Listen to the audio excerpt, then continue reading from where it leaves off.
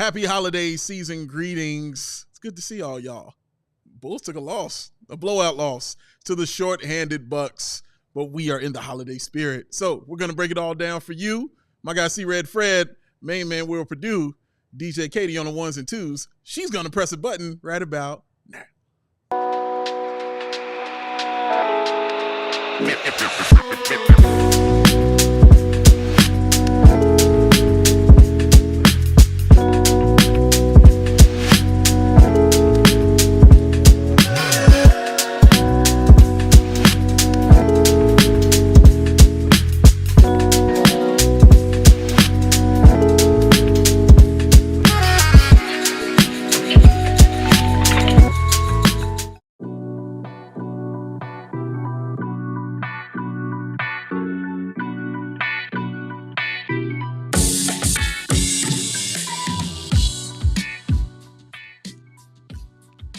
The final score as the Bulls take the holiday loss to the shorthanded Milwaukee Bucks. Thank you for joining us on the CHGO Bulls postgame show. I am Big Dave, sitting in for main man Matt Peck.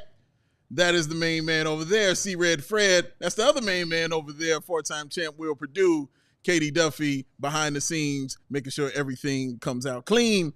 Thank y'all for joining us. Make sure you're hanging out in the chat. Send us those super chats. Show us some love. Make sure you hit that like, because Katie will come for you on a holiday. It does not matter. You send her those likes, all right? Tough one. The Bulls, once again, under 100 points. 98 points in their previous loss. 91 points tonight against the Milwaukee Bucks, who were shorthanded. No Giannis, no Dame, no problem. They still came out firing.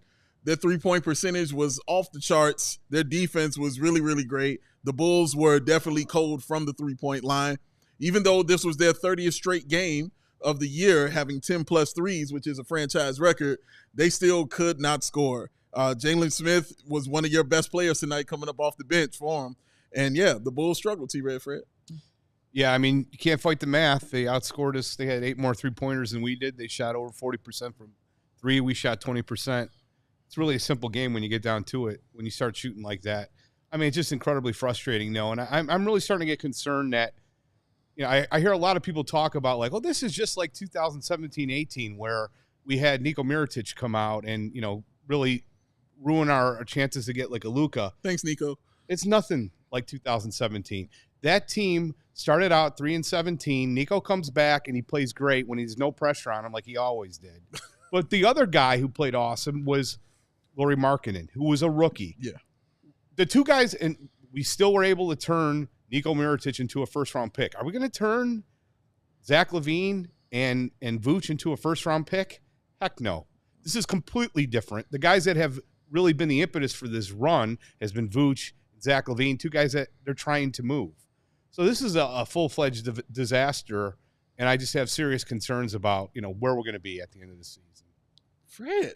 It's not like you. I mean, what's going on now? C-Red Fred? Happy holidays, everybody. How can you be happy after that game? I'm not happy at all. I'm kind of happy to see you on this side, though, man, because, yeah, I agree with everything you just said. Like, I mean, it's really, really sad. Go ahead. They were missing $96 million in salary.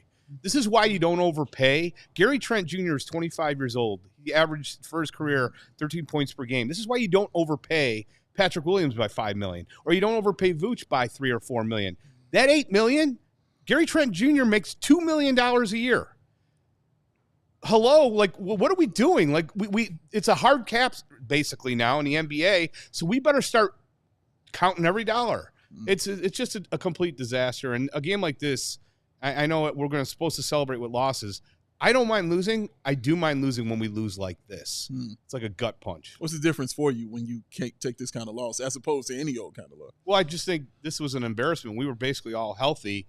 I didn't see a lot of, you know, even Coby did not play well. Zach did not play well. Vooch did not play well. And my concern is the glass slipper is going to fall off Vooch. He's 2 for 8 tonight for 3. He was 0 for 4 in the last game. Vooch, the only big difference between last year and this year is that he's shooting 47% from 3. He went from 29%, which is one of the worst three-point shooters in the league, to 48%, 47%. That is a miracle. He's actually gone into an asset you could hopefully trade to another team. And yet, what's going to happen now if he keeps on playing and if he takes a turn down lower, takes a negative turn, we're not going to get anything for him. It's just a disaster. Will, see Red Fred's sad. Say his hair's on fire. He's upset. What did you see tonight, Will Purdue? Well, I mean, see Red Fred's got 1 foot in the grave and 1 foot on a banana peel right now. Yo. But don't do that when I'm drinking, man. Yo, don't do that. Oh, my God. Oh, man. Go ahead, Will. all right. So I haven't reached that level of disgust yet. Okay. All right. Which is unfortunate for Fred because we've only played 30 games. We still got 12 more to go or 11 more to go just to get to the halfway point. Yeah. All right. So it's not that I don't agree with what he says. I just think he's getting a little drastic in regards to that. But I do understand his frustration level. But listen, we knew this is what this team was going to be like because this is kind of what we've seen in the past. I think we've answered the question on how they have to play in order to give themselves an opportunity to win. But as Zach basically said in the last game, they can beat almost anybody when they shoot the ball well, and they can lose to anybody when they don't shoot the ball well. Well, they didn't shoot the ball well tonight. And because of how, in my opinion, the backwards thinking of this team and reactions is when this team struggles offensively, it really affects their defense when it should be the other way around. Yeah. But that's also a mindset, okay? But that's also a team, in my opinion, that sees, or should I say that kind of understands what they're trying to accomplish. Okay. Meaning that, hey, this is just a game, not a, hey, we've seen this all season. We're up and down. We don't shoot well. It's not like, hey, this is a one game thing. But until our shots start to fall, let's really button down the hatches on the defense.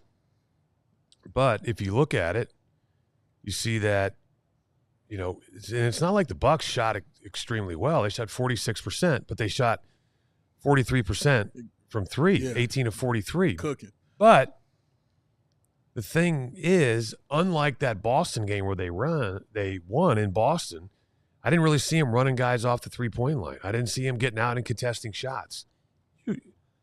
Excuse me. You know what Milwaukee does. They're trying to replicate, basically, what Boston does. It's a perimeter-oriented game, so you got to really be ready to go and extend your defense, and I just didn't see that tonight because shots weren't falling on the offensive end. I saw a lot of guys hanging their heads defensively, not making the proper rotations, and Milwaukee pretty much getting any shot they wanted anytime they wanted. Fred, do you feel like you do have 1 foot in the grave and 1 foot on a banana peel, sir? This is one of the worst defensive teams I've ever seen as a Bulls. Period. It's an abomination. And look at the starters. All of them I think are subpar defensively. I've been very disappointed with Patrick, and I understand that he's coming off an injury, so I'm not expecting him to provide elite D. I think that's his role. He's a good, excellent 3-point shooter, and he's has allegedly the skills to be a good defender, but he just hasn't brought it this year. He just hasn't. So we have gone, we sent Caruso out, which I understand that's something we needed to do, but we didn't get anybody that can really guard on the defensive end. Dalen Terry's okay. Obviously, there's a couple guys on the team that can defend, but you can't win with a bottom 5 defensive efficiency. And that's where we're at. I think we're 28th in the league. It would take a miracle for Billy Donovan to get this team halfway decent defensively. Vooch, I love Vooch this year. I love him. He's been fantastic, but he's still one of the worst rim defenders in basketball. So he can't guard. He's not a great defender. How many years now has Acme been here? Who's the best rim defender we've had since 2000? We sent Wendell Carter Jr. out. He was our best rim defender. Daniel Gafford. He's part of the best defensive team now in Orlando. Daniel Gafford. We sent Daniel Gafford out for nothing. Nothing in that return to the Wizards. We've sent 2 elite rim defenders out and returned nothing. So this is going to continue to be a problem for this Bulls team. I'm just just fed up with how bad we are defensively. You can't win like it, and it's horrible. Well, let me talk to you about the offense because you know you're a shooter. Shooters shoot.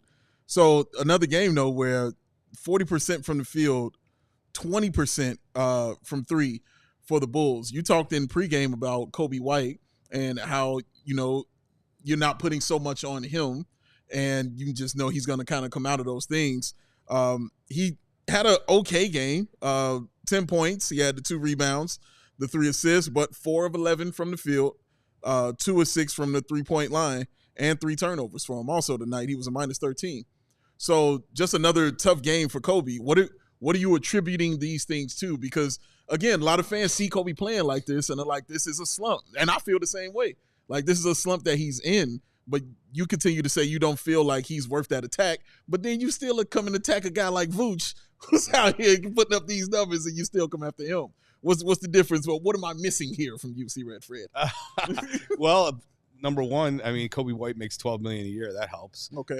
I'm just, Coby White's still young. He's still growing, and there's no denying this. I'm not going to argue this. The last 7 games since he came back from injury, he's played very poorly. But overall, I think Coby White is a leader, a guy you can win with, a very good basketball player.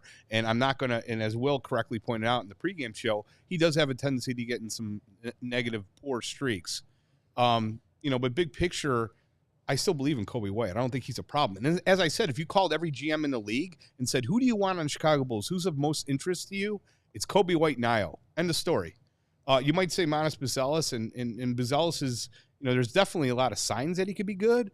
But Manas over the last 6 games has shot under 28%, 23% from 3. He's always been a poor shooter in the G League so far. We've just seen him be a poor shooter everywhere he's gone. He was, 1 for 4 tonight. So I'm hoping he's a young kid. I'm not saying he's not going to be great or not going to be good, but I think we're vastly overrating everybody on this team. Like, there's nobody here. Maybe I'm overrating Coby. Okay. I think Coby can be a fixture on a championship team. I think he could be in the rotation. I think Io can. And, maybe if you move Zach and move Vooch to the right teams, they can be a fixture on a championship team. Mm-hmm. Who else do you feel real confident about on the Chicago Bulls as a future champion?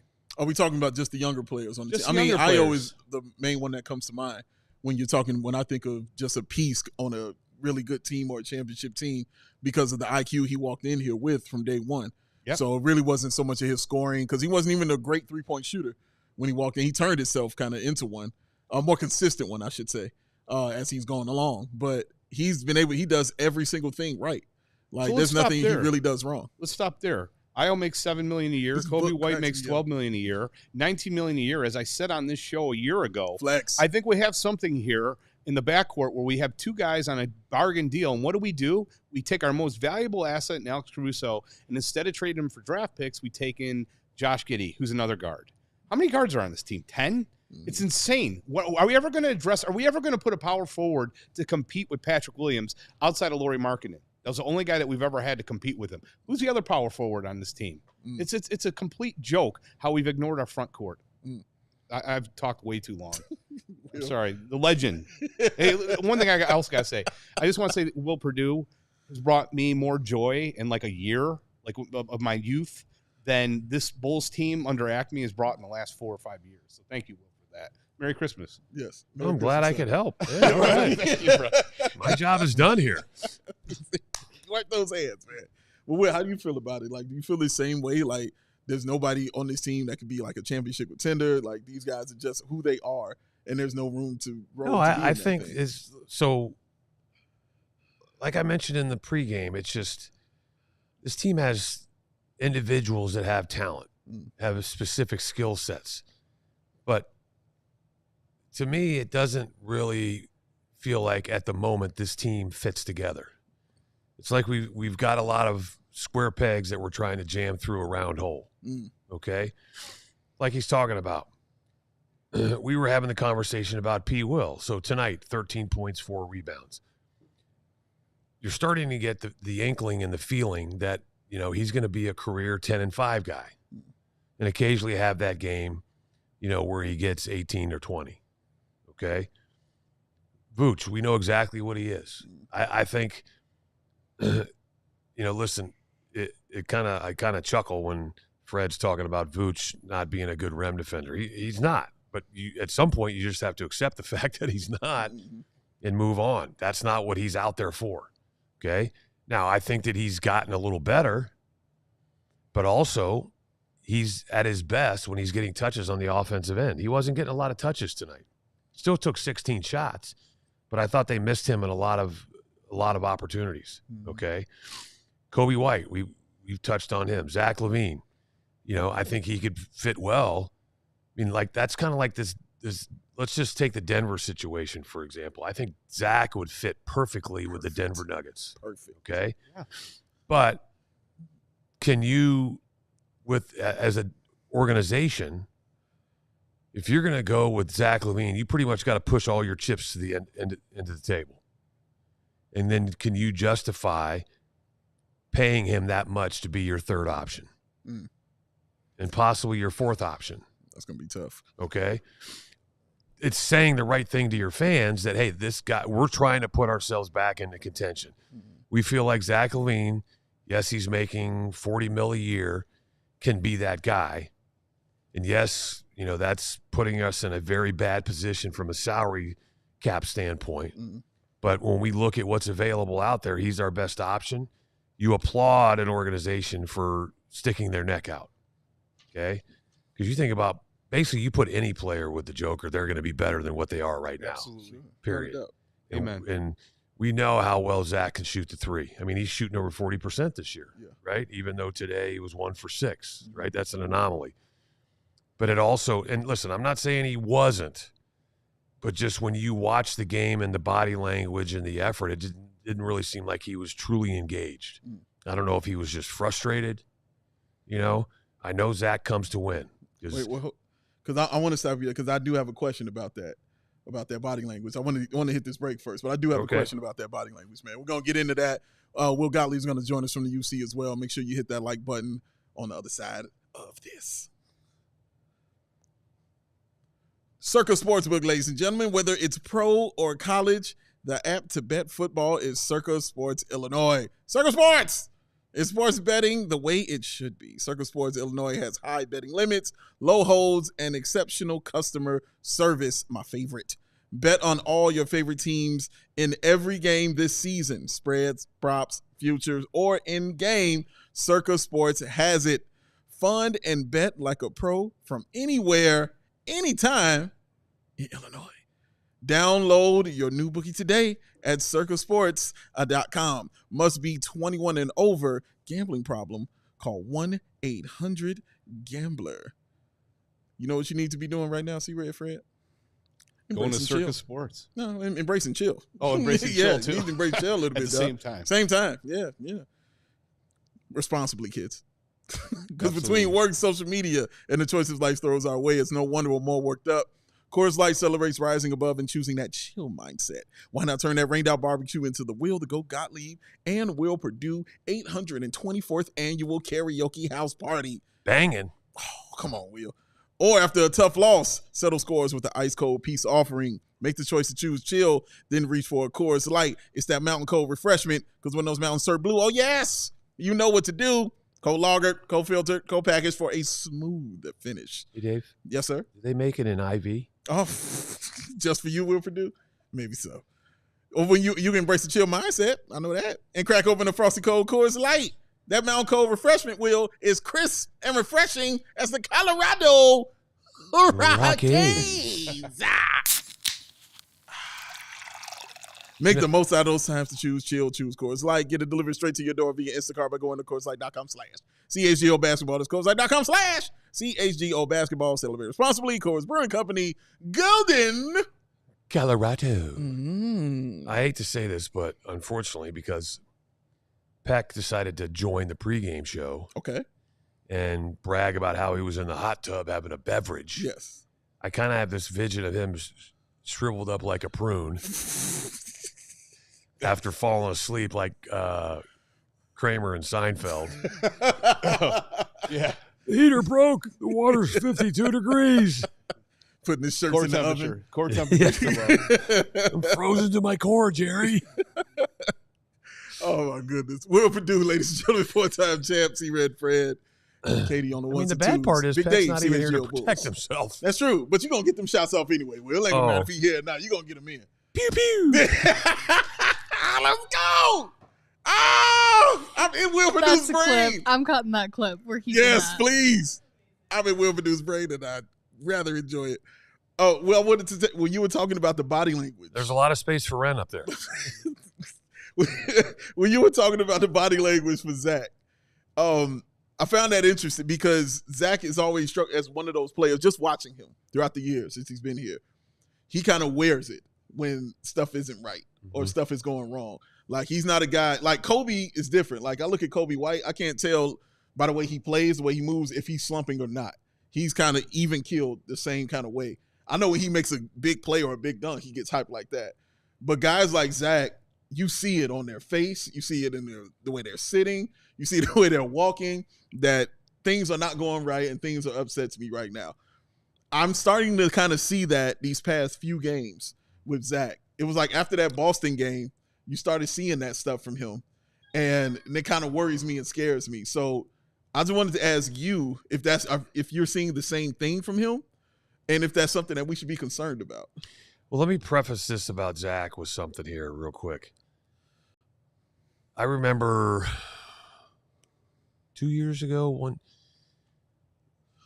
the one thing that I learned about Zach from watching him practice is how easily he moves about the court. Yeah.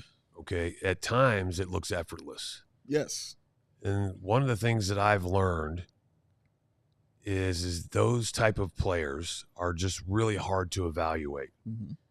Because it's easy for me to say, oh, man, you see he's not trying here, he's not trying there.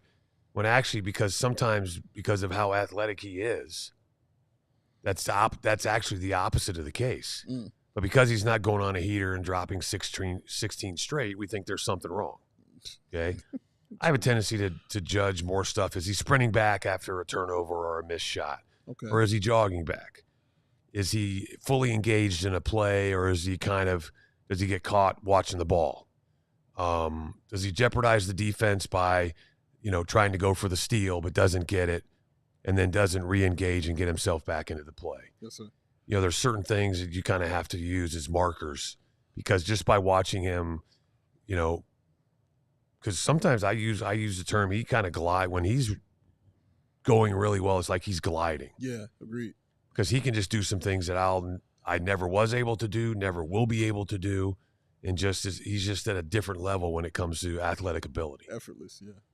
I think that's the best word to put, effortless. So, he's hard to evaluate, but just as I watched the game, I got the feeling that he wasn't as engaged as he was in previous games. And that doesn't mean he wasn't trying.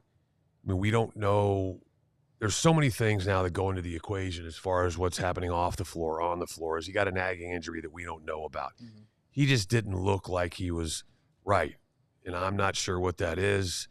I see Goats put up some Zach sound, so maybe we can pick something up off that. But I'd also like to ask Goat, and I know he's waiting in the soundproof booth to come on board.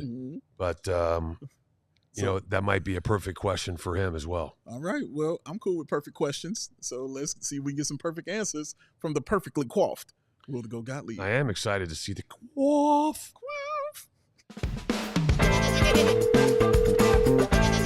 That's where it's the GOAT! The GOAT!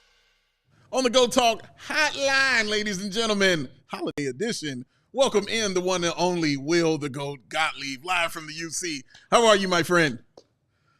I'm great, and I'm excited to be talking to such an illustrious panel in front of me. What a crew we have going on here today. I ain't playing today, man. Bunch of heavy hitters, man. You charmer. Yeah. I tell you who didn't have a heavy hand tonight, that was the Chicago Bulls. Definitely did not shoot well from the field. I think I mentioned 40% from the field, 20% from three. It felt like Jalen Smith was the best player on the floor for them tonight. What do you attribute this to? It just seemed like they came out flat once again in another game. Yeah, I think part of it is you're playing against a team that doesn't have their two best players. And so you think maybe you just beat the Celtics. Obviously, they lost to them the next night, but you've been playing well. Maybe you don't have to be as locked in and you can still get away with a win. And I think this game just got away from them. But we've all heard the old adage, you live by the three and you die by the three. And tonight, I think the quote from Zach was that they got, they keeled over. So just a tough shooting night. And I think it brings up some questions about just like how viable this strategy is that they're doing. But after the game, Billy was super, persistent and steadfast in the fact that this is a team that's going to be running. They're going to be getting downhill. They're going to be springing it out, and they're going to be taking a lot of open shots. And so I think that's obviously what they did. But there's going to be nights where you're just not making them. And tonight, 10 of 48, 20.8% from three is by far the worst percentage that they've had on the season. They shot 14 of 56 for 25% against the Houston Rockets in that loss, that really bad loss back in November. So that was the next closest. They were 5% worse than that. So it was a tough night. And I think that happens from time to time, especially when you take a lot of threes. We just saw at the other end of that when the Celtics took a bunch of threes and missed them. So I think it's just going to be the challenge here because this is their identity and they have to play to it. And you can't just like throw that out the window if things aren't going your way. You have to stay consistent with it. You have to continue to do the things that got you here. And I know this is not a team that's going to be competing for a championship this year, but like they've had some good wins. They've had some great moments offensively. And I think they just need to remain consistent with their style. And ultimately that will be good for them. Hey, Will, I was curious, I don't know if you could hear us, and I'm pretty sure you can while you were waiting to come on, but Zach's game tonight, I made a comment that as we were going off the air on the pregame show, Dave mentioned that, no Giannis, no Dame, and I said this is a game where Zach has to step up, and I just didn't see that engagement that I was looking for. I was curious of your assessment of how he played tonight. Yeah, I think I would agree with that. 14 points, 3 assists, only 5 of 13 from the field. And I don't think Zach is the kind of guy where it's like, if I'm not making shots, then I'm just like not going to show up. But it did kind of feel like maybe some version of that tonight where like even the first play of the third quarter, they ran a set play and he got downhill and the help came to him and Io floated from the corner up to the slot and Zach threw it to the corner and he wasn't there. And so it was a turnover. And I think it was just like a lot of those kind of plays. And after a while, I mean, you tell me, Will, like that's just got to be so deflating and debilitating.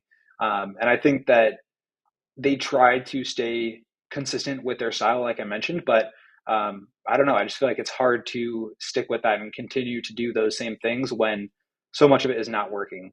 And so we asked Billy about it after, and he was saying like, well, look, I mean, they've got, obviously Giannis wasn't playing, but they've still got Brook Lopez down there. Us going in and like trying to take contested layups against him is not the answer. Us going and try to like post him up is not the answer. We've got to continue to run and get downhill and spray it out.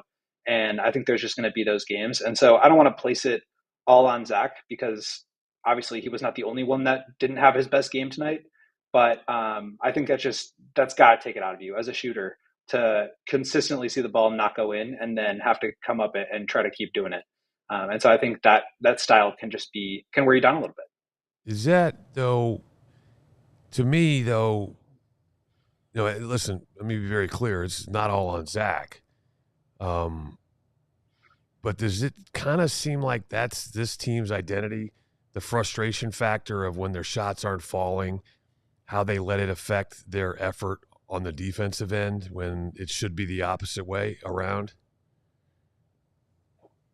I could see that. I do think, as we've talked about before, like this team is just not got a bunch of like great defensive players up and down the lineup. And so like if it's already an uphill battle and you really got to lock in and you really got to be like paying attention and just competing at 110% at all times to even be average or even be 20th in the league defensively, and then you're not making your shots too, it's like that slide all of a sudden just being the worst.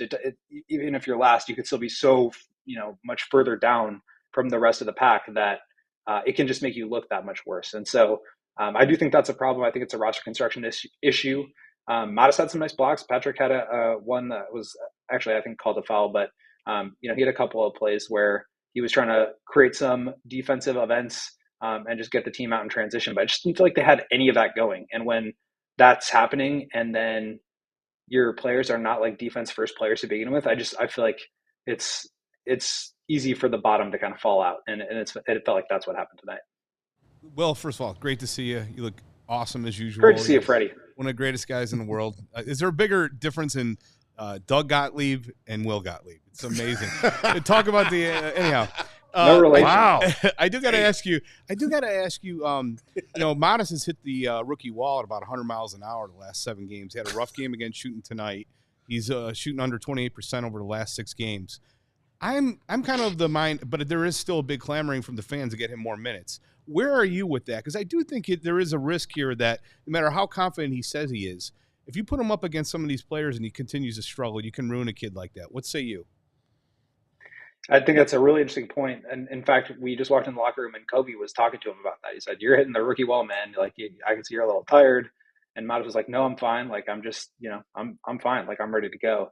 And it's such a long season compared to the G League, compared to high school. And I do think that's just got to be really exhausting. But at the same point, like, you have to go through it. And I don't know if the best answer is like giving him 38 minutes a game. I also don't think the best answer is not playing him at all. And, the middle ground is probably where he is, right? Like 15 minutes a game if he's not playing well, and maybe 25 if he is.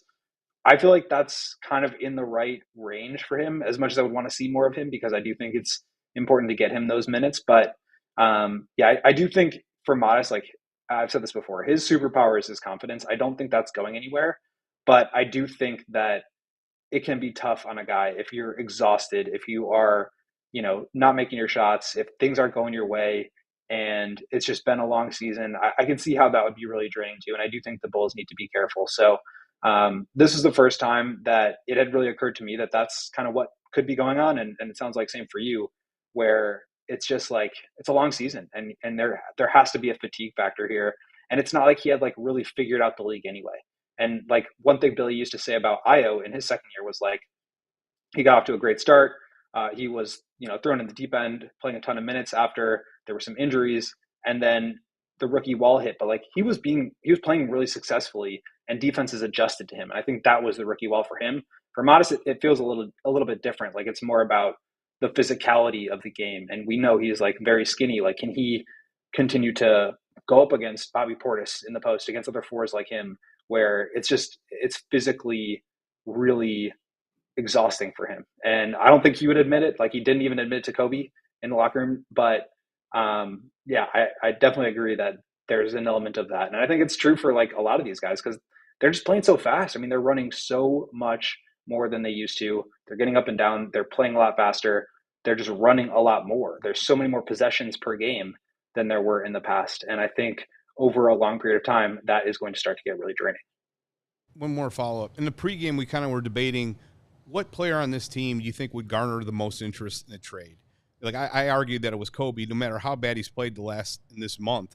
I still think Coby White has would have tremendous interest if we talked to the other 29 GMs in the NBA. Do you feel he's number one, or do you think Io? Is it Modest? Who on this team would garner the most in a trade? I think Coby and Io are probably 1A and 1B. Coby is obviously more talented as a scorer, but he's not the defender that Io is. And I think like if you try to imagine what he would be like on a team, playing in the conference finals, like is he closing games for you? Is Io closing games for you? And I don't know what the answer to that is. I guess it kind of depends on the roster construction and which team it is. But I think those two guys with their contracts being what they are definitely have more value.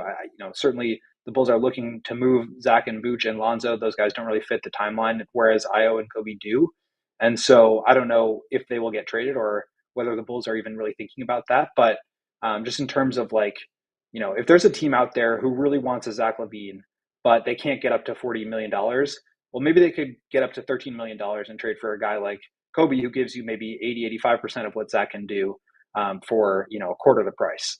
And so I think from that standpoint, in a marketplace where teams are just so worried about giving guys bad contracts, overspending, that's where a guy like Coby or Io, who can really be plug and play with a lot of teams, the fact that they have such cheap contracts, I think makes them very enticing to a lot of GMs. Well, before we get out of here, one more question. Any update on Lonzo? Any update on Giddey, as both of them were out tonight? Yeah, Giddey, I think he was questionable today. He seemed like he was getting a lot better even before last game, but they wanted to give him some extra time off and just like help him go through all the protocols that, you need to go through in order to get back. And I think Lonzo was just illness, non-COVID illness. So I don't expect him to be out too long either. Want you to enjoy your holiday, sir. Oh no, I have one more question. Same to you guys. Wait, we're I got one more Well, question. you can still enjoy your holidays, but I'll answer. Yes, I actually hope you do. But I have this feeling that when it comes to Christmas, that this year you hit the home run with your significant other's gift. Is that correct? Ooh. Are you confident in what? I'm confident, but I want to leave that one a surprise. It's a grown man right there. It's a grown man answer right there. And Well, you're always trying to get people in He trouble. always, man. But No, I'm not getting him in trouble. But because of his IQ, he has the guy that I feel like he's done his homework. Mm-hmm. I'm just trying to give him an opportunity to give himself a little credit. That's all. All right. Well, that's what we here We'll for. see. We'll review the game film and we can talk about it. So can we get her on like you did with Vooch and break down the film? Absolutely not. Goat, I'm gonna get you out of here. You enjoy your night, man. Have a happy holidays, bro. We'll see you very, very soon, my friend. Happy holidays. holidays, Great to see you, Will. Fred. Great to see you, Will. Dave, All right, as well, you always. got it, brother. My man. Love you, brother. Katie, have a great holiday. Bye. And that is Will to Go Gottlieb, ladies and gentlemen. Make sure you hit the like button, ladies and gentlemen. You see Briscoe saying, like the damn stream, y'all. You know why I'm bringing up Briscoe? Because he is going to be at the Sweet Takeover, ladies and gentlemen. The official CHGO Bulls Sweet Takeover happening when? On Rose night. Big Dave's buying. 4th. I am buying. Listen, whatever you want to eat, I got you. Whatever you want to drink, I got you. Dessert, it's on me. I got you. Show up.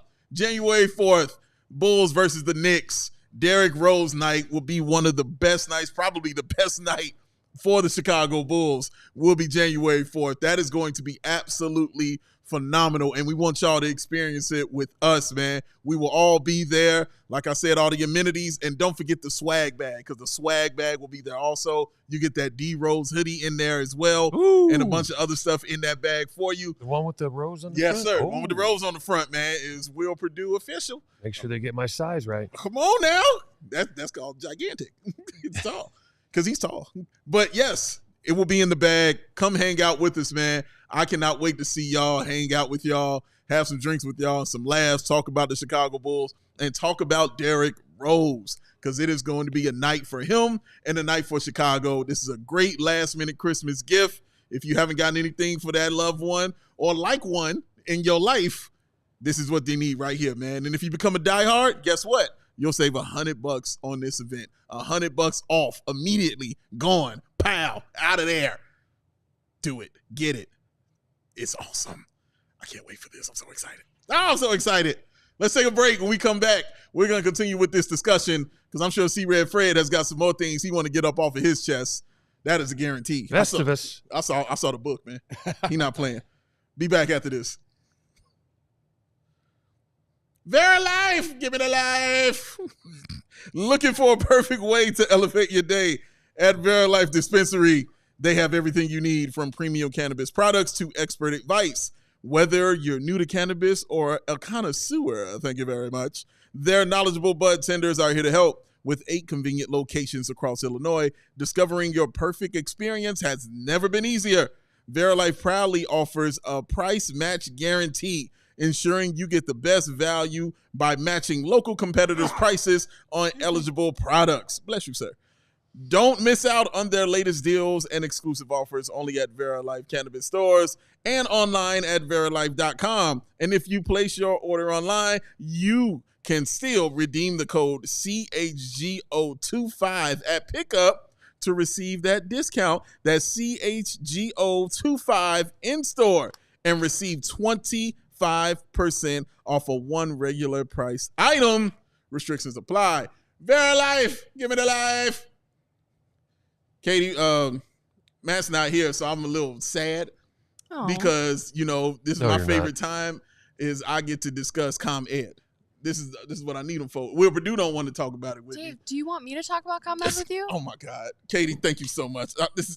Oh my God, I don't know how to act right now. This is the best. Because Katie, because ComEd can help businesses save money by becoming more energy efficient. What? How do they do that? What? I'm so glad you asked me. Yup, the Energy Efficiency Program can help find up to 35% in energy savings. Wow, 35. Okay. Mm-hmm. What does a business have to do to I know you were so excited. Like, you just like, oh my goodness. I was like, just shocked. My brain just went somewhere with that 35%. Yeah. I get it. Well, this is all you have to do. Just sign up for a free facility assessment at ComEd.com/biz. But that's so easy. Why aren't more businesses doing it? I mean, Katie, I was asking the same question. I mean, maybe they forgot the website. What? But it's so simple. It's right there on your screen. It says ComEd.com/biz. Wait, repeat that for me. ComEd.com/biz. That should do it. Terms and conditions apply. Offers are subject to change. Actual savings will vary by customers' energy usage and rate. The ComEd Energy Efficiency Program is funded in compliance with state law. I don't know why Will Purdue ain't want to do that with me, but it's okay. I don't know, but I never said I didn't want to do it. Don't go down that road, Big Dave. I have a new nickname thanks to Maddie Legend. It's Queen ComEd, and I will be taking that. Thank you. Queen ComEd. Just put Queen in front of anything. She'll take that. She'll have it, man. Thanks for hanging out with us, man, in the chat. Make sure you're hitting that like button or Katie will show up at your house and move Santa out the way and just beat you up because she wants some more likes. Give her more likes. We got to have them, ladies and gentlemen. Hit the like button and do it now and show that love. C-Red Fred, sir, we talked about Coby. We got into IO. We touched on Zach. You destroyed Vooch. He's an awesome dude. So he's been having an amazing season. No doubt. He's having an all-star. He's an all-star. He's an all-star. All right. He's been outstanding. Patrick Williams is the one we haven't really discussed or talked about, who actually led the Bulls in plus-minus tonight. I think he was a +2. Oh. But, 14 points. He had an okay game. What do you expect? You yourself, what do you expect from Patrick Williams going forward? Well, I think the idea of him being this all-star or being this 3-and-D guy that we just got to have, I think those things are kind of waning right now. And we're just kind of at a point where we're taking whatever we can kind of get. So what does that look like for C-Red Fred when I say getting what you can get out of Patrick Williams? I think we all need to come to the realization that Patrick Williams is a very good role player. He can hit the three at a high percentage. There's tremendous value in that. He's a good one-on-one defender. I still think he needs work at the tender age of 23, off ball, helping off ball and navigating screens. But overall, there's value in that. I'm not trying to debate that. As far as being the number 4 overall pick, I mean, that's a mistake. Role players are drafted in the 15s and 20s. We overpaid for him. I still can't believe that we gave him $19 million a year when we should have played hardball like we did, before with some other players like Isle. Look how we played hardball with Isle the year or two before, got him on a bargain deal. Who was giving Patrick Williams $19 million a year? It's not going to happen, especially coming off an injury. So I just want to see him to continue to grow, but as a shooter and just keep on shooting well, 3-and-D player. But I mean, I think for 5 straight years now, he's been within give or take 2 points, 10 points per game. Mm. So after 5 years, he's only 19, he's only 20, he's only 21, he's only 22, he's only 23. He is what he is, so let's just not put too much on him. He's the 3rd or 4th best player on the team that hopefully will be a contender. Will, should we be looking at Patrick Williams another kind of way, or is that the way we should just he's 3rd or 4th best player and that's it? Well, I think a couple things. I think maybe what we need to start doing is lowering our expectations. Not talking about, not playing well, right.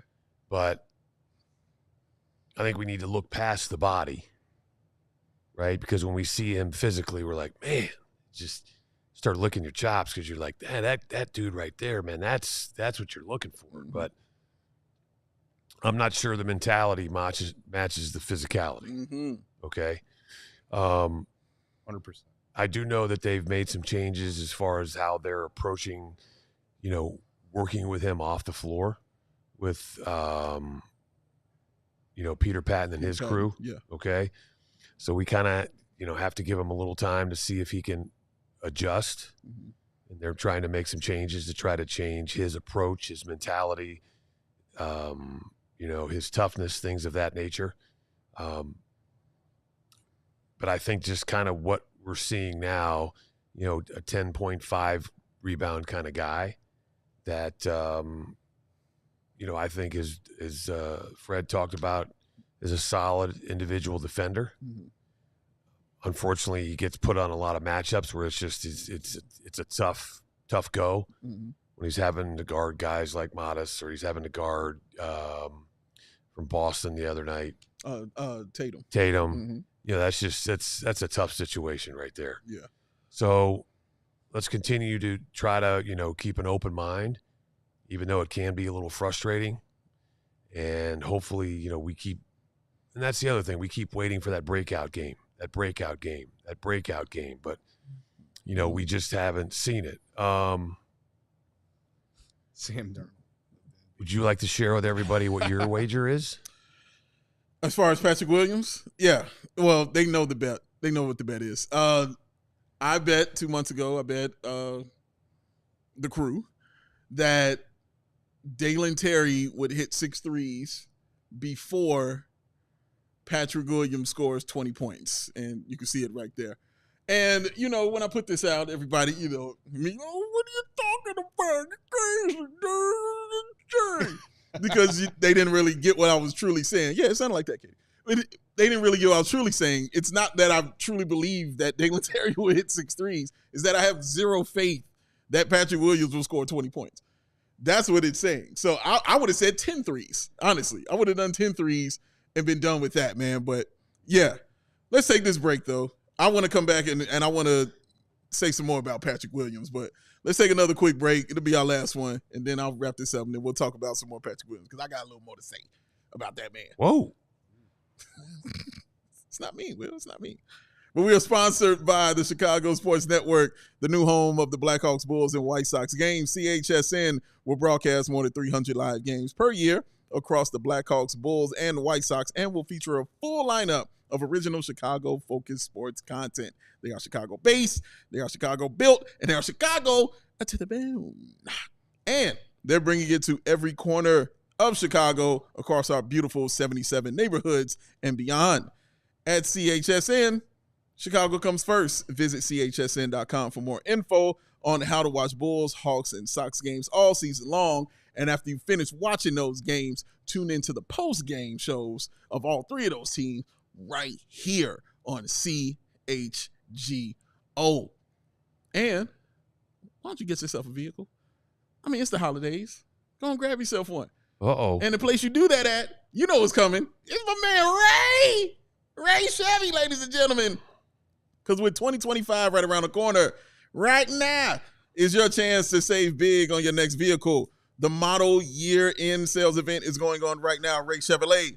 Head in today to shop their huge selection of new Chevy models with special model year-end prices. Right now, take 10 to 20% off MSRP on select new Chevy models, or shop over 125 of their vehicles priced under $20,000. As one of the top-selling Chevy dealers in the Midwest, you'll always be able to shop one of Chicagoland's largest Chevy inventories. Visit our partner this December at their location in Route 12 in Fox Lake or at RayChevrolet.com. Because if you heard of Ray Chevrolet, then I know you've heard of the Ray Price Promise. It's their guarantee to make your next vehicle more affordable than ever with no price changing, no add-ons, and no hidden fees ever. That means the incredible prices that we're talking about right now, you can expect to see the very same prices when you shop Ray Chevy in-store or online. So shop the model year-end sales event all month long by visiting Ray Chevrolet in Fox Lake or RayChevrolet.com. Is that all month long? All month long. All month long. Who sang that song, Katie? Wrong question. I don't know. I actually had a little faith on that. I did. I had a little faith on that. What's Lionel the answer? Richie? What's the answer? Have you heard of Lionel Richie? Oh, yeah. Okay.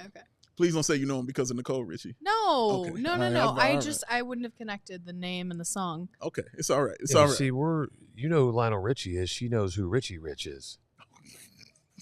I don't even know if she thinks she knows who Richie Rich is, bro. Who's that? You don't even know Richie Rich? No, should I? The comic book? Yeah.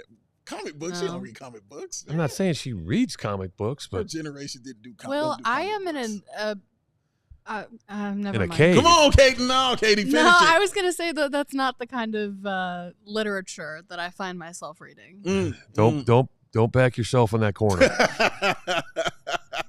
I'm just saying. I look at it for the articles. Sure you do.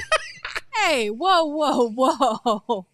I was talking about nonfiction books. I don't know what you were talking about. She does like a lot of nonfiction books. That I can vouch for right there. Depends on who you ask. Hit the like button, ladies and gentlemen, all right? I wasn't talking about what she's reading. Now. I'm just saying some people may call that nonfiction.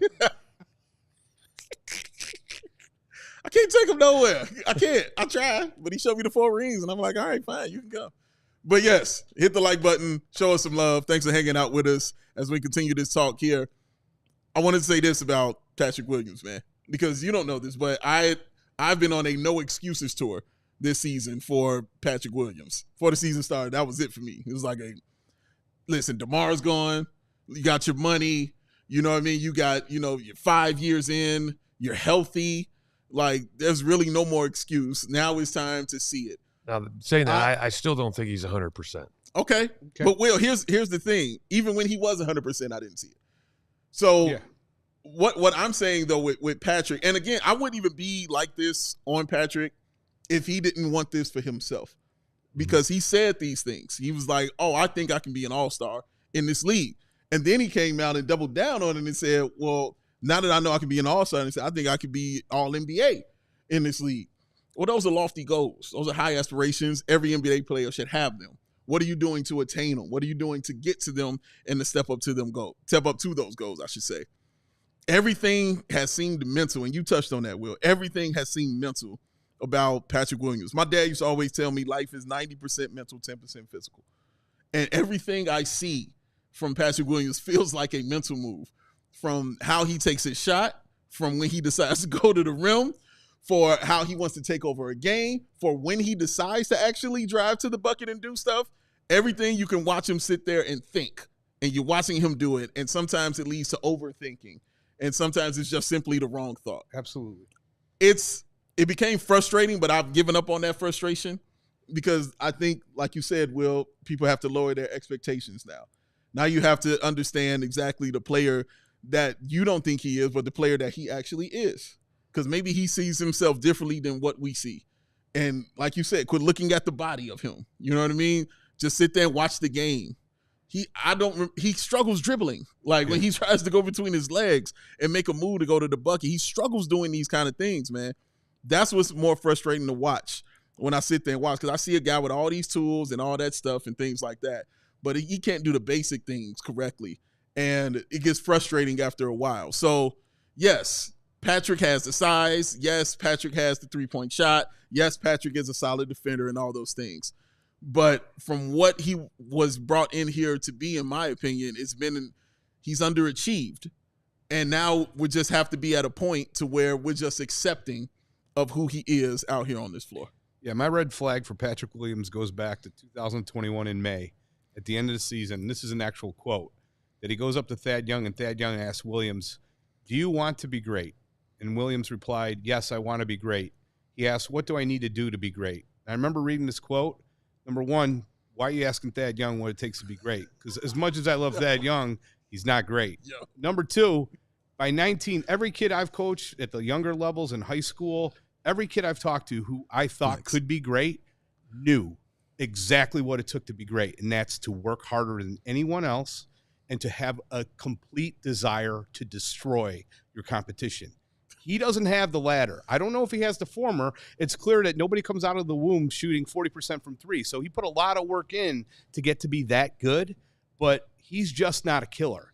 And if you want to be one of the greats, Kobe, Michael Jordan, even LeBron, you got to have that killer instinct. Yeah. He doesn't have it. There's nothing wrong with that. He's a good dude, fantastic human being, and in the end, that's what matters most. But he's a role player. And if you haven't figured that out yet after 5 years, I don't know what to tell you. Will, what say you? Do you agree with that? Yeah, I mean, it's a tough nut to crack because, as Dave said, he says all the right things. Mm-hmm.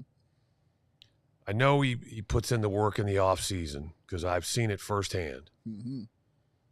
But it just doesn't seem to be transferring over to the floor. And quite honestly, this could be self-inflicted because of the pressure that he puts on himself. Mm-hmm. And then sometimes it's, paralysis by analysis. Mm. But what you don't know is when you don't spend a lot of time with the guy, you don't get a chance to talk to him and get inside his head, you just don't really have the answers. All we can go on is what we see. And I think what you said, Dave, is just he has not lived up to the expectations of being the fourth pick in the draft, especially considering what some of the players as those that were picked around him have accomplished in 4.5 years. Mm-hmm. But we also have seen plenty of players that have struggled mightily early in their career, whether it's a change of scenery, a change of teams, a change of coach. Something happens that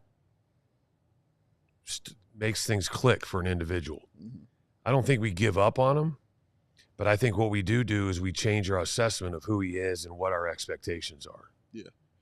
And then all of a sudden, if he then surpasses those expectations, then you start talking about, okay, now he's getting to where we thought he could be 2 years ago, 3 years ago, but it's taken a while. Mm-hmm. Somebody talked about on the thread there, don't trade him. I don't think you trade him yet.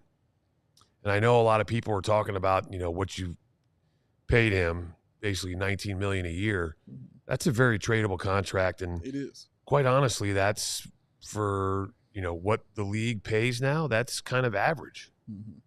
It just, I know it's a lot of money, and Fred, you talk about overpaying him. I don't think so, and I'm not saying he's lived up to the expectations, but I know for a fact there were 2 or 3 teams that were very interested. Mm-hmm. Very interested. Now, I would have loved to have seen the Bulls, allow some other teams to show some interest and, find out, okay, what is his actual market value for the other 29 teams? And then make that assessment then and then try to sign the best contract. I think you had to bring him back. I don't know what happened behind closed doors. But I think they made the right choice by bringing him back. Because I know the effect that Peter Patton can have on players. Okay. So I want to try to give them a little time of Peter Patton working with them in the film room, Peter Patton's guys in the development team, changing the approach and the language which they're working with him now, and give him an equal amount of time. Again, unfortunately, he's missed some games this year, but still, overall right now, it's been, I don't want to say he hasn't been impressive, because at times he has impressed me, but that's been in small doses. We need that impression to become more consistent. Mm-hmm. And to where when we start a game, we're like, hey, this is where we've seen the growth over the last 5 games. And, that appreciation meters get, kind of moving up a little bit. And it's just, you see the steps, as little as they may be, they're going in the right direction. But it's just kind of like, up, down, up, down, up, down. It's, as a player, and I know it's frustrating for him as well, because as a player, the one thing you want to do is be consistent, accountable, reliable, but also in a position where the coach feel he has to have you on the floor more so than have you sitting on the sidelines. That's bar right there, man. All right, Fred, I know we're going to wrap up soon, and usually when you usually like to end with a nice soliloquy or just going off on something random, about the Chicago Bulls. So I give you the floor, sir, if you would like to get that off your chest on the holiday season. Yeah, this is your airing of grievances. Of grievances. Yeah, Here it is, Dave and Will, I'll come to you next. I think it's shocking how similar the Bulls front office is with the Bears front office. And let me just give you a few examples. The height of the current Bulls front office was 2 years in. They were hired in 2000, and winter of 2022 was their peak. And then it quickly turned. Same with Ryan Pace, hired in 2022, 2024. It's turning pretty quickly. Number 2, both front offices traded a ton of draft assets for quote-unquote established players. Vooch, 2 first-rounders. DeMar, a first-rounder, 2 second-rounders in essence for Lonzo Ball. Look at the Bears getting Sweat and Claypool for second rounders, fourth rounder for Keenan Allen. And in the end, what did it yield us? Nothing. The third thing is they did not evaluate the talent that was here. Lauri Markkanen and Walk for basically nothing. They didn't sign him. You know, the trade that, you know, look in retrospect looks laughable. And the Chicago Bears didn't evaluate a player like Montgomery well. That's number 3. And number 4, and I think most importantly, their best moves were almost completely due to the incompetence of other organizations. The Bulls' best move was signing Alex Caruso, who wanted to re-sign with the Los Angeles Lakers, but the Lakers were too dumb and stupid to re-sign him. So then we were able to get him. Great. What about the Chicago Bears? The Chicago Bears passed on C.J. Stroud to make a trade with the Carolina Panthers, who were 7-9. And they had zero incentive to lose, the Panthers, but they were so incompetent that they went 1-16. Zero incentive to lose. First round pick, they go 1-16. If they go 4 and whatever, or 5 wins, we're not even talking about Caleb Williams. The best moves were results of the incompetence of other organizations. And finally, who's the best player in the Chicago Bulls today? I'd say it's Zach LaVine. Who's the best player in the Chicago Bears today? Jalen Johnson. They were both already here. I would say the most tradable asset is Coby White. He was already here. I think the best player in the Bears offensive line has been Tevin Jenkins. Some will say right. He was already here. It's just a disaster. I don't know how else to put it. I'm trying to be happy because we only go around this world once. And I found some of the best experiences of my life with my friends and family have been watching guys like Will Perdue and watching the second team with Dennis Rodman and the second three-peat. And we haven't had enough of that in Chicago for many years. For you Bears fans who act like this is a good scenario, the Bulls have been in the Eastern Conference Finals in the interim since the last time the Bears won a stinking playoff game. Think about that. It's a joke. And, you know, outside of that, happy holidays, everybody. I love you all. I love talking to you guys. Thank you so much for having me on. It's like one of the dreams to be on a show with Will Perdue, who's a legend in our household. You're a great dude. And Big Dave. Is there anyone better than Big Dave in the world? Like, I have never met anybody who doesn't love this guy. So happy holidays to you guys. I wish you nothing but the best. And Will Gottlieb, too, is up there, too. I think Dave's a robot. There you go. See? Even our friend not, Mark from Australia. What's that? There's a screw loose in Big Dave. Oh, there's more than one. Sure. Oh, there's tons. There's no way to be that and nice Rob, and happy. I am going to tell you Isaac Okoro. Where's you didn't say anything about Matt Peck? Oh, Matt Peck too. I love his hat throws. I love Matt Peck. Out of sight, out of mind. I think I aired my grievance already with Patrick Williams. I just did that. But I'll say happy holidays to y'all. I love all y'all. Thank y'all for allowing us to be sitting up here doing what we're doing, because honestly, it doesn't exist without you. Thank you, thank you, thank you. Enjoy your holiday and your family. They don't have to be Bulls related. You could give us anything. Just that's what you just got out of me. There it was. It's just screw loose, and the screw is love. She's what awesome. You got, Will? The screw is what? Love. Okay. I don't really have a grievance. Okay. But that's shocking. But go ahead. Well, there's a lot of things to be thankful for, and I'll just leave it at that. And I think the advice that I want to give everybody is that, and I'm guilty of it too, we have a tendency to focus on what we don't have instead of on what we do have. And sometimes our focus can get skewed on the wrong things. Mm-hmm. I mean, I'm 59 and I still find myself doing that occasionally, and I get really mad at myself. So like, all right, put it in reverse, back up. You know, but I will say this. When Katie doesn't appreciate my jokes, and then her face is blocked by the screen, right? Mm-hmm. And all of a sudden I see that head just kind of creep over to the side. And I see her face looking at me. I just get chills down my spine. I'm just like, I don't know if my car needs to be running so I can get the hell out of here or what. Might not want to get in that car, Will. Yeah. What's that clicking noise? Right. I'm in your back seat at that point. That's right. Katie, any grievances for you? Yeah, my grievance is that you guys didn't have any. What the hell? Like, well, you just heard this man lose it. Yeah, but that was sports related. I thought you guys were going to have fun ones. The whole point of grievances is that you complain about your friends. You've known me for 6 years. You didn't have one grievance for me. Will, you've That's known 'cause I me love for you. almost as long. You didn't give me anything. I got nothing but love for you. I've known you give for a me while. nothing to work for. You could have complained about me too. I would have been happy. Give me something. But I can't. You're just a fantastic producer. All right, Here's well, one. all right, Joey Spathis was maybe. Well, never mind. No, go ahead I'm not and say gonna it. Let's go. Well, Joey, I was really a big admirer of his work. Mhm. Yes. You're very good too. But I think in a battle of producers, Joey and you, it's pretty close. I'm going to call it even. How's Ali that? fine. Frazier. That's- Yeah, Ali Frazier. Yeah, exactly. Look, it's fine. Now I'm in your backseat tonight, and like that's it. Okay, here. You want me to air some grievances? I have. Come on with it. So I was having this conversation with my wife when we were driving down here this evening because she went to the game. I dropped her off, but I was like, as we're going through the loop, I was like, babe, so if like one of these idiots that crosses the street and they're on their phone and they're not paying attention, Yeah. and I use the word loosely, accidentally hit them, is it my fault? Yes, Will. And she says, it's still your fault. And I said, so, okay, question number 2. As I was going through, this idiot walked through my light was green. Okay. So this person just kept walking and the whole time was looking at me like, you better stop. And I'm like, what? I got the green. I got the green. Yeah. Why are you even walking? Yeah. Right? Yeah. I mean, and the third grievance is I've actually tried to make sure that I give those on bicycles plenty of room. Mm-hmm. Okay, but my grievance with that is if you want to share the road with us, I have no problems with that. Oh, there are many. I actually applaud that.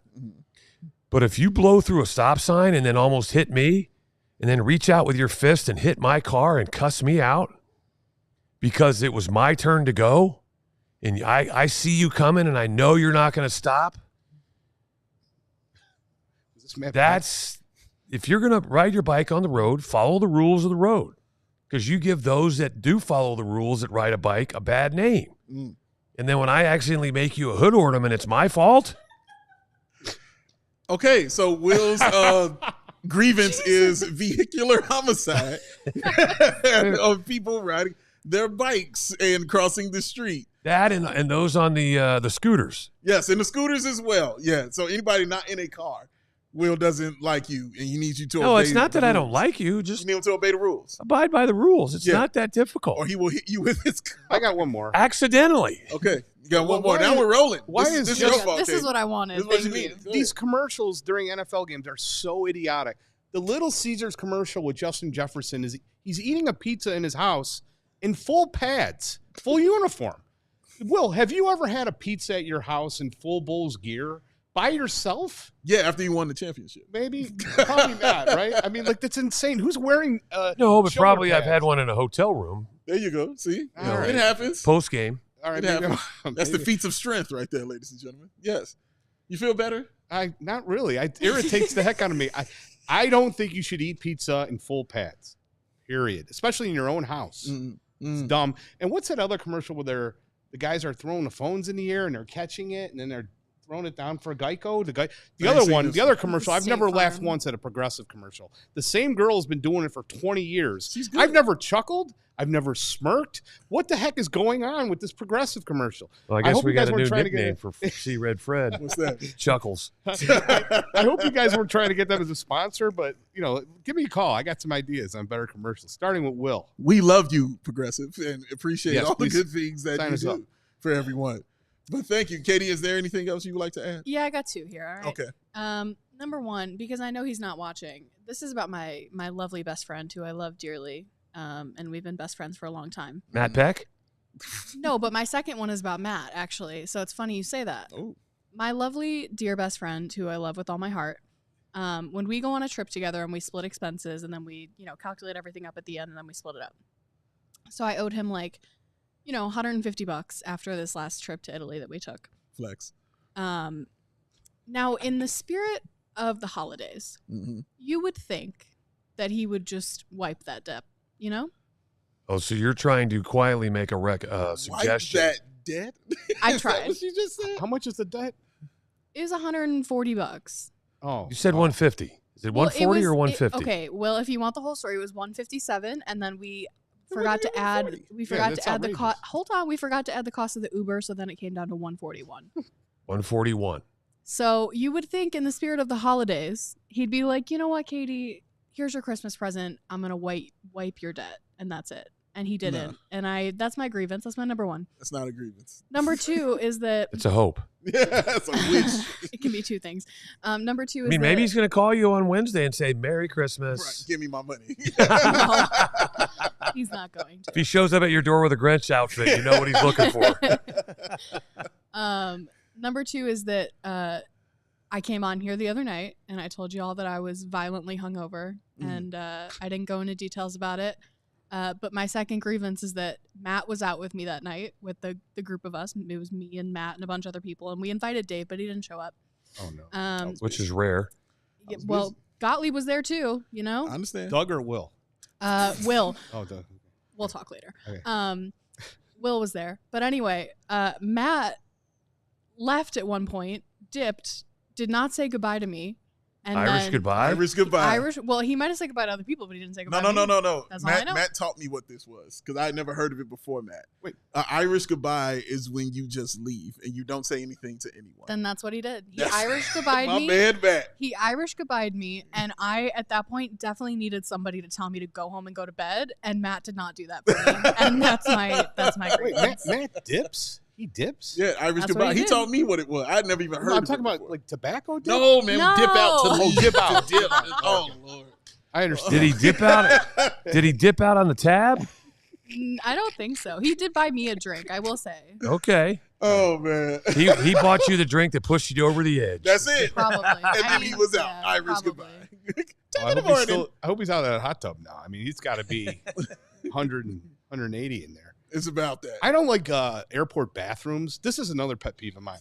When you're in an airport bathroom and you open up the door, you literally have to climb on the disgusting toilet to get out of the bathroom. Do you know what I'm talking about? I do know what you're saying. What is going on? Why do I have to do acrobats to get out of the bathroom in an airport? Will, do you know? Gosh, Will, how do you do it? My God. I'm not going down that road. And on that note, we're going to get on out of here. Thank y'all for tuning in with us, man. If you have any grievances you would like to air, you can put them in the YouTube comments, y'all, and we'll read them there. Make sure you hit the like button on your way out. Happy holidays to you. Bears are having a tailgate on Thursday. Please come and show up. Starts at 2 p.m. because the Bears play the Seahawks that evening. The Bulls will also be playing the Atlanta Hawks. You'll that actually be evening. there. Will you be I'll at the there. tailgate? I will be at that tailgate. And you're going to the game. I'll be at the tailgate.